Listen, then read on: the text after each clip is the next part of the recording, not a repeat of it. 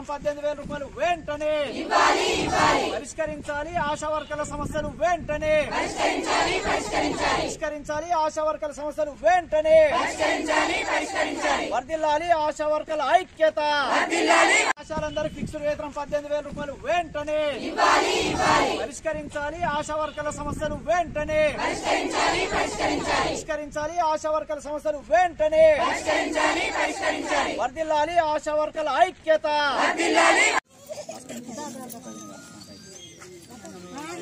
అన్న ఒకసారి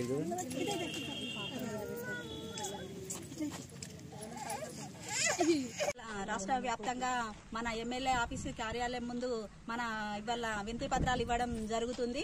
మనం మేనిఫెస్టోలో పెట్టినట్టు మనకు 18,000 ఫిక్స్డ్ వేతనం చెప్పారు. మనకు మేనిఫెస్టోలో ఇస్తామని, ఫిక్స్డ్ వేతనం చేస్తామని. ప్రభుత్వం వచ్చినాక మనల్ని పట్టించుకోవడం కాదు, మన గురించి మాట్లాడడం సుత లేదు. ఇట్లే ఉంటే ప్రభుత్వము మేము ముందు ఆల్రెడీ మేము ఎలక్షన్లకు ముందు మేము ధర్నాలనే కూర్చున్నాము.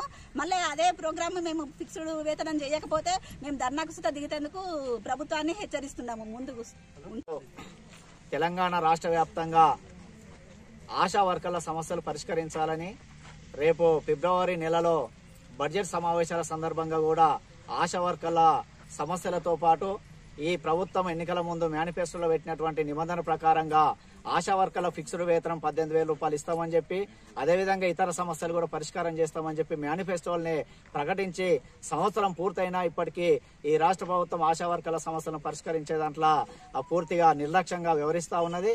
దీనికి నిరసనగా ఈ రోజు రాష్ట్ర వ్యాప్తంగా స్థానిక ఎమ్మెల్యేల గారికి వినతి పత్రాలని పిలుపులో భాగంగా సిద్దిపేట జిల్లా దుబ్బాక ఎమ్మెల్యే గారి క్యాంప్ కార్యాలయం ముందు నిరసన కార్యక్రమం చేసి ఎమ్మెల్యే గారి ఆఫీస్ సిబ్బందికి వినతి పత్రం ఇవ్వడం జరిగింది. ఈ వినతి పత్రం ఆధారంగా స్థానిక ఎమ్మెల్యే గారు రేపు అసెంబ్లీ సమావేశాల్లో ఆశాల సమస్యలను లేవనెత్తి ప్రభుత్వం పైన ఒత్తిడి తీసుకొచ్చే పద్ధతిలో చర్చ చేయాలని చెప్పి ఎమ్మెల్యే గారికి విజ్ఞప్తి చేస్తా ఉన్నాం.